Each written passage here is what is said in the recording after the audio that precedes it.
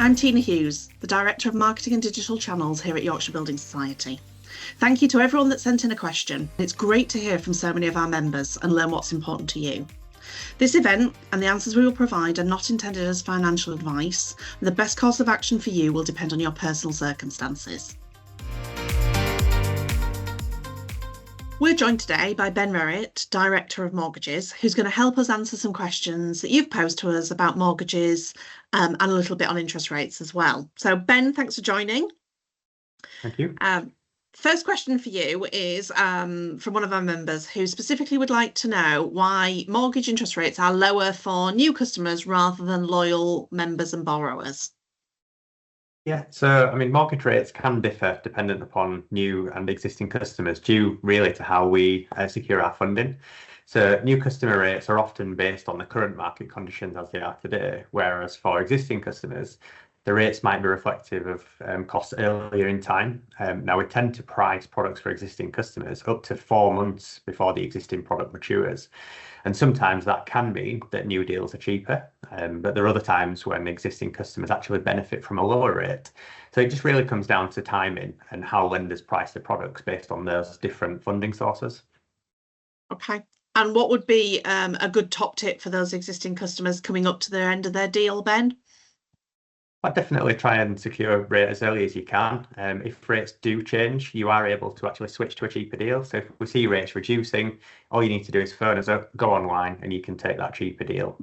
So it does sometimes help to act early. Great, thanks for that. We have a mortgage member who's really interested in upper age limits on mortgages.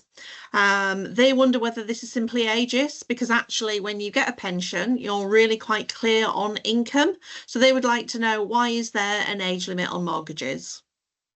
Yeah, I mean, it's a really fair question, and I do understand why it might feel ageist at first glance. But the age limits that we've got on mortgages aren't about discrimination. It's about responsible lending. Now, lenders are required to assess whether a customer can repay the loan over the full term, and that includes looking at how long somebody is likely to have that stable income for. Now, pension income can be reliable, but it's often lower than what you might have earned in a job, for example. And so your affordability, it does still need to be carefully assessed. And it's also about making sure that the mortgage term doesn't extend too far beyond your retirement, which then could ultimately increase financial pressures later on in life. So this is really about just making sure that we're protecting customers as much as possible, rather than just simply managing the risk. Right. Okay, thanks for that, Ben. I'm going to take you now to talk about first-time buyers. So we have a member, as I imagine we have many members, that want to help their daughter buy a house. So what they're particularly interested in is, what difference does a larger deposit make to mortgage interest rates? And does the size of the mortgage make any difference as to whether she's accepted or not for a mortgage? Yeah, it's a really great question, and it's one that we often hear from parents who are looking to support their children onto the property ladder. A larger deposit can make a difference. It reduces the loan to value ratio, and that in turn can unlock lower interest rates and as well improve the chance of being accepted for the mortgage. And that's really because the bigger deposit, it reduces the lender's risk. So as for the size of the mortgage itself, it's less about the total amount and more about the affordability. So can your daughter comfortably manage the repayments based on her incomings and outgoings?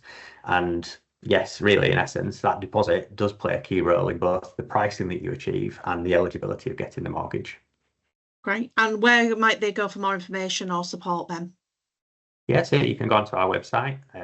It's got all the information on there that you might need. You can go into a branch and speak to one of our colleagues in branch, or you can phone up our dedicated mortgage team and speak directly to a qualified mortgage advisor as well. Great. So loads of places for help and assistance for those members looking to help out children or just look for mortgages themselves, really.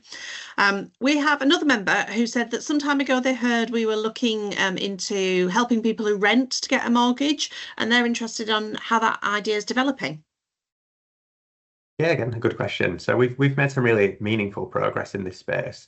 In last year, we launched our £5,000 deposit mortgage, which is specifically designed to support first-time buyers, particularly those that are in rented accommodation, and it gives them a really clear and achievable savings target to go after.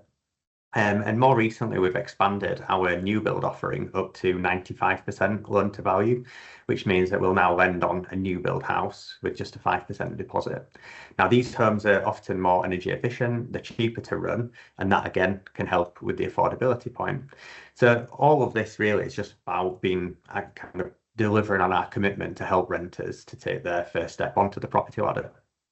Brilliant. Thanks for that. And then final question, Ben. So it's going to take you to our app, and this member would like to know why they can't see their mortgage detail in the app, only on the website. Yeah, I mean, it is a common frustration, and you're definitely not alone in raising it. So at the moment, mortgage account servicing through the YBS app isn't available, as you know, but it is something that we know that customers want. And the good news is that we are looking to improve our digital servicing, which will include app access at some point, and it is a key part of our roadmap that we're working towards. And we do want to make sure that we're giving customers that full visibility and control of the mortgage across all of the platforms, not just the website. Absolutely. So watch your space, but in the short term, all those details are available on the web for those customers. Exactly, yeah. Brilliant. Ben, thank you very much. Thanks for answering our mortgage questions. Thank you. A big thank you to Ben for joining us, and a big thank you to all of our members at home watching.